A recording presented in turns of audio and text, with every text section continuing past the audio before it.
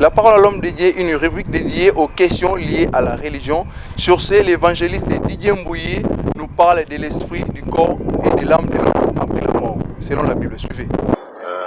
Ce qui peut arriver après la mort, selon les trois parties qui composent l'homme, l'homme nécessairement est composé de trois parties: l'esprit, l'âme et le corps. Alors maintenant, les trois parties, il y a une séparation que Dieu a fait. Premièrement, pour le corps n'a pas une place après la mort, parce que le corps, lui, retournera à la terre. Parce que le corps, c'est une poussière. La Bible dit, tu es terre, tu retourneras à la terre. Maintenant, après, il y restera maintenant l'âme, parce que l'âme d'une personne, c'est la personne lui-même. Parce que Dieu est esprit, il communique à ce qui est esprit. Parce que l'âme est immortelle, selon les hommes des sciences qui nous expliquent. Et réellement, l'âme est immortelle parce que l'âme doit s'expliquer. Même après la mort, il doit se défendre devant le Seigneur.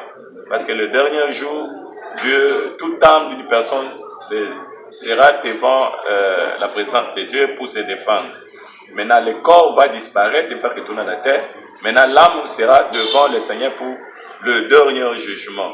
Et après avoir jugé, il y a les âmes qui vont vivre éternellement avec le Seigneur. Et il y a aussi les âmes qui vont vivre éternellement dans l'enfer. C'est-à-dire, il y a la mort éternelle et la vie éternelle. Parce qu'on ne peut pas parler seulement de la vie éternelle, il y a aussi la mort éternelle. Alors, c'est ce qui arrive après la mort. Lorsqu'on parle de l'âme et l'esprit, c'est la même chose. L'âme et l'esprit sont collés parce que c'est immortel, c'est invisible. Maintenant, le corps est visible. C'est-à-dire, en d'autres termes, si je veux bien parler, c'est-à-dire, l'homme est divisé en deux catégories physique et spirituelle. Et ce qui est spirituel est l'esprit et l'âme. Parce que l'esprit va cesser lorsque l'homme va mourir, mais l'âme va continuer parce que c'est la personne lui-même. Et c'est pourquoi je suis en train de dire à tous ceux qui me suivent, qui nous suivent à ce moment, et que lorsque vous entretenez vos corps, et sachez-le que vos corps ne sont pas éternels. Vos corps vont passer, et tout ce que vous êtes en train de faire, ça va passer dans la chair, parce que la chair est déjà condamnée de maintenant. Maintenant, l'esprit doit avoir la vie. Lorsque vous croyez au Seigneur, Jésus comme Seigneur et Sauveur, vous êtes sauvés. La Bible dit, l'âme qui pêche est celle qui mourra. Et lorsque vous ne péchez pas, vous ne mourrez pas. C'est-à-dire, vous aurez la vie éternelle. C'est ce que la Bible dit. Bon, l'esprit est inclus dans l'âme. C'est-à-dire, l'esprit cesse à vivre parce que l'esprit, c'est ça, c'est l'intelligence. Ce qui fait fonctionner l'homme, c'est la force de l'homme dans l'âme. C'est-à-dire, l'esprit est entre l'âme et le corps. C'est-à-dire, c'est son intellect, c'est sa personne, c'est une force qui fait vivre le corps et l'âme. C'est ça l'esprit. Et lorsque vous mourrez, ça restera seulement l'âme.